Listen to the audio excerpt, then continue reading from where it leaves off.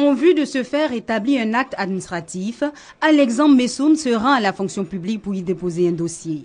Et pourtant, il aurait pu le faire étant chez lui sur son ordinateur par un seul clic dans son espace fonctionnaire.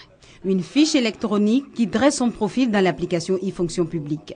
Il s'agit d'une réforme mise sur pied depuis peu par le département de la fonction publique afin de suivre l'évolution professionnelle des fonctionnaires et agents de l'État.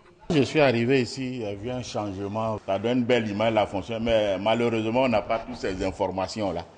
Et je souhaiterais qu'à l'avenir, on nous communique toutes les informations possibles. Certains fonctionnaires ne se sont pas encore appropriés cette nouvelle application. Les raisons vont de l'oubli à la méconnaissance de l'informatique, en passant par le manque d'intérêt pour le nouvel outil de gestion. J'ai des amis qui travaillent un peu dessus, donc souvent on en parle. Sinon, moi-même, personnellement, sur le site, non. Peut-être que c'est la dénomination que je ne savais pas, sinon je viens même de me renseigner. C'est une très bonne réforme parce que ça nous permet d'avoir des informations nous concernant. Et pourtant, le projet e-fonction publique revêt bien des avantages pour certains depuis sa mise en vigueur. C'est-à-dire que c'est un dossier informatisé où on a tous les actes concernant le fonctionnaire. C'est-à-dire la titularisation, la date de départ à la retraite, les notations électroniques. Avant, les fonctionnaires se déplaçaient. C'est-à-dire que pour une petite information qu'ils peuvent avoir facilement en allant sur l'espace fonctionnel, ils sont obligés de payer le transport Korogo-Bundiali pour venir à la fonction publique. Quand ils viennent, juste une petite information, on leur donne, ils se retournent, peut-être qu'ils n'ont pas les dossiers au complet, ils se retournent, ils vont compléter et puis revenir. Donc ça, c'est vraiment avantageux.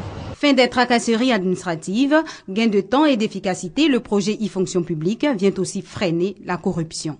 Avant, à la fonction publique, on ne peut pas venir dans la journée et ne pas voir du monde défiler. Ça, c'est au moins des choses qui sont visibles grâce à ce truc. Mais ça fait encore de l'économie à l'État parce que je ne vais pas prendre une permission de 3 ou 4 jours pour faire un voyage. L'État, en impulsant un tel système, d'abord lutte contre la corruption. Parce qu'il instaure la transparence. Une volonté de transparence qui entre dans la politique de modernisation et d'informatisation de l'administration ivoirienne, entreprise selon un plan triennal 2014-2017 financé à hauteur de 16 milliards de francs CFA.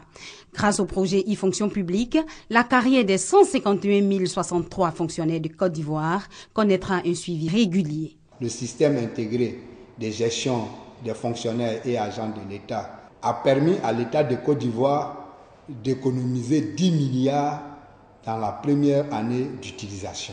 Un fonctionnaire, il vient sur le site de la fonction publique en s'annonçant par son numéro matricule. Mais là, je le fais virtuellement. Donc là, je suis à la fonction publique.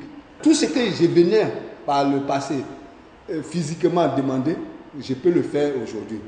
Concrètement, on va donc aller chercher à demander un acte à l'administration.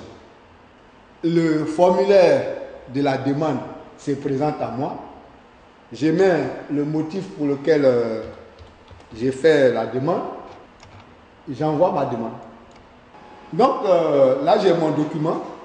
Je l'imprime. Et ça, dans la même minute, vous voyez, j'ai mon document. Cela dit, le projet e-fonction publique est un instrument informatique de pointe. Aujourd'hui, l'État de Côte d'Ivoire s'est engagé à faire la promotion de cette application auprès des utilisateurs que sont les fonctionnaires et les agents de l'État. Il s'inscrit d'ailleurs dans un autre vaste programme dénommé la gouvernance électronique, e-Gouv. C'est la réponse à une ambition, celle d'amener la Côte d'Ivoire vers l'émergence en 2020. L'idée, c'est déjà de permettre à l'administration elle-même d'être plus efficace, d'être plus performante dans son fonctionnement et ensuite dans la fourniture de ses services aux populations. Vous donnez la possibilité à l'étudiant qui est en Côte d'Ivoire, par exemple, d'accéder à des bases de données qui sont à l'international, d'accéder à des cours qui sont donnés par un professeur de l'université de Harvard ou de Paris-Dauphine, etc., etc. Donc c'est, j'allais dire, un gain qui est extrêmement important. Des centaines de millions de ventes ou d'achats se font, par exemple, en France, chaque année. Nous pourrions en Côte d'Ivoire donner cette opportunité-là également à nos populations. Permettre aux tisserands de Thiébissou qui ne vendaient qu'aux véhicules qui passaient là, par exemple, d'exposer sur la toile son œuvre. Donc de pouvoir vendre à quelqu'un qui est au Brésil, de pouvoir vendre à quelqu'un qui est au Japon et qui a vu l'image et qui est intéressé pour acheter ce pays-là. Les opportunités sont nombreuses. Notre objectif, c'est de faire en sorte que l'État lui-même montre ce qu'on peut tirer comme avantage de l'utilisation des TIC. Pas question pour la Côte d'Ivoire de rater la révolution numérique. Une révolution qui va de pair avec l'émergence à l'horizon 2020. La trame sur laquelle le gouvernement entend travailler pour réussir le projet e-fonction publique. Son but, actualiser puis impulser un rendement optimisé au fonctionnement de l'administration publique.